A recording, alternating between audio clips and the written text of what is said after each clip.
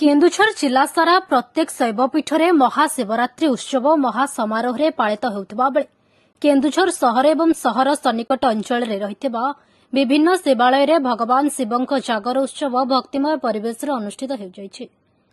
भगवान शिवଙ୍କ पवित्र महाशिवरात्रि पालित होइछि। एथि सकाशे केन्दुझर सहरर सिद्धमठ, चौबचा शिव मंदिर, बालंकेश्वर महेश मंदिर, बोदा पलसा चंद्रशेखर महादेव मंदिर, घड़घड़ी कपिलेश्वर मंदिर, डिंबो रामेश्वर मंदिर, भालुघर गुंफा महादेव मंदिर, नारायणपुर शिव मंदिर, सुआकाटी पाटेश्वर मंदिर, पद्मपुर शिव मंदिर, आनंदपुर उत्तरेश्वर मंदिर, घसीपुरा झाड़ेश्वर मंदिर, देवगां कुशलेश्वर मंदिर, फकीरपुर बालुंकेश्वर मंदिर आदि प्रमुख शिवालयगुड़िक महाशिवरात्रि भक्तमाने भगवान सदाशिवଙ୍କ दर्शन और कृपा लाभ करने धाड़ी लगाई दर्शन कर उपासना करुथिबार देखिबाकु मिलिथिला। मुनि सनत कुमार अनुसार भगवान शिव को प्रसन्न कर 10 गोटी व्रत रही।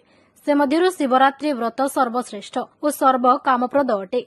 जवाली सूत्र अनुसार 10 शैव व्रत मध्य शिवरात्रि व्रत अन्यत सिद्धिदायक। केतक श्रुति अनुसार पुण्य माघ मासर माघ स्नान व्रत मध्य कृष्ण चतुर्दशी तिथि को शिवरात्रि व्रत भाव में पालन कराଯାଏ ବୋଲି वर्णित थिले मध्य फाल्गुन मास कृष्ण चतुर्दशी तिथि पालन करा शिवरात्रि व्रत को सर्वश्रेष्ठ बोली विवेचना कराଯାଏ। ते पवित्र फाल्गुन मासर कृष्ण चतुर्दशी तिथि शिवरात्रि उत्सव पालन प्रबल लोकारण्य मध्य केन्दुझर सहरर प्रत्येक शैवपीठरे हो जाइछि। प्रति शिवालय प्रसाद बंटन विभिन्न सांस्कृतिक कार्यक्रम हेउथिबार देखिबाकु मिलिथिला।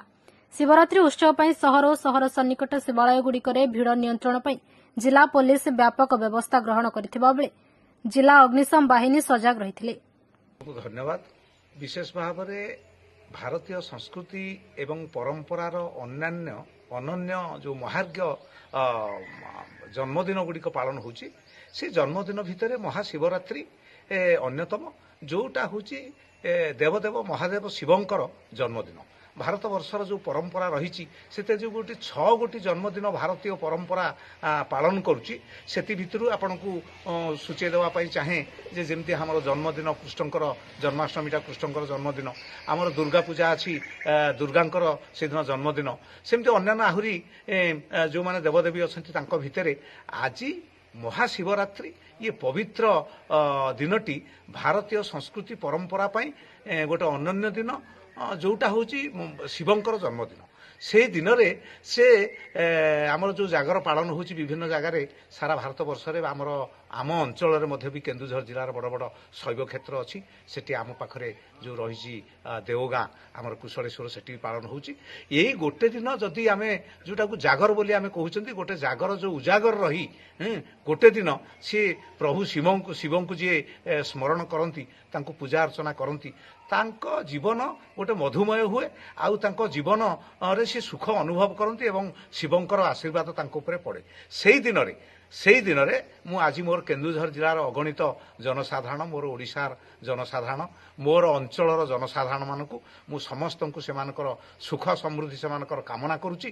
प्रभु शिव भोलानाथ तांकर मंगल करंतु तांको परिवार प्रति तांको समस्तंकर मंगल हो एटा होची आज दिन रे मोर समस्तंक प्रति गोटे भगवान को पाखरे मोर पवित्र महाशिवरात्रि उपलक्षे व्यापक प्रस्तुति करा जायछि। पुलिस प्रशासन आउ मंदिर प्रशासन समस्ते सहयोग करछन्ती। एनसी स्काउट समस्त तरफ सहयोग रहिबो, आमर पंचायत तरफ भी सहयोग रहिबो।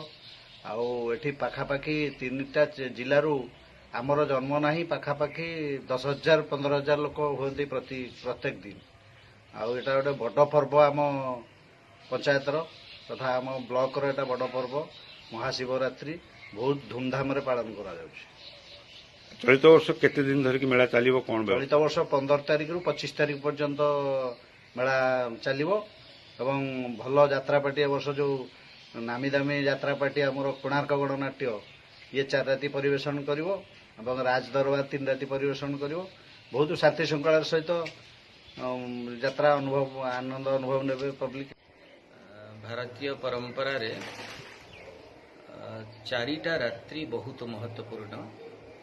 ता मध्यरु 2टा रात्रि होची जाग्रतर रात्रि, गोटे होची महाकाल रात्रि ଆଉ ଗୋଟେ ହେଉଛି ମହାଶିବରାତ୍ରି ଯେଉଁ ହେଉଛି ସେ ଆଜି ପବିତ୍ର ଦିବସ।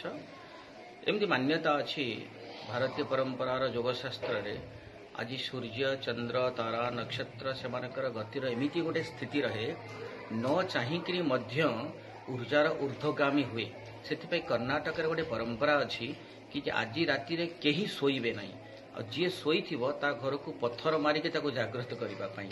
କାହିଁକିନା ଶୋଇପଡ଼ିଲେ ଆଜି ଉର୍ଜା ନିମ୍ନଗାମୀ ହୁଏ, ଯାହା ଆୟୁଷ କ୍ଷୟ ହୁଏ।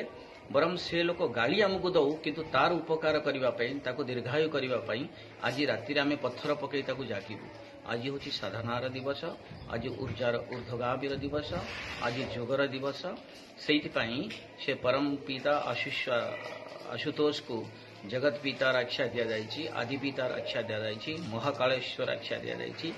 ବର୍ତ୍ତମାନ ସମାଜରେ ଯେଉଁ ଦଶା ଓ ଦିଶାର ପରିବର୍ତ୍ତନ ସ୍ଥିତି, କଳାହଳ ସ୍ଥିତି ଦେଖାଯାଇଛି, ତାକୁ ଯଦି ବିଶ୍ୱରୂପ ସ୍ଥିତିକୁ ପିଇବାର ଅଧିକାର କାର ଅଛି, ସିଏ ହେଉଛନ୍ତି ମହାକାଳେଶ୍ୱର ନୀଳକଣ୍ଠେଶ୍ୱର ମହାଦେବଙ୍କର।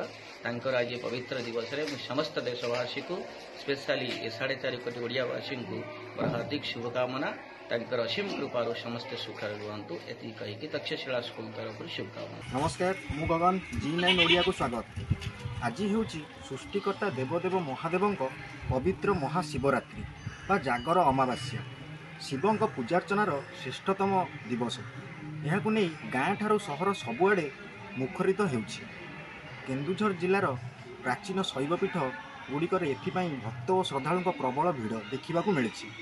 କେନ୍ଦୁଝରରୁ ବ୍ୟୁରୋ ରିପୋର୍ଟ, G9 ଓଡ଼ିଆ।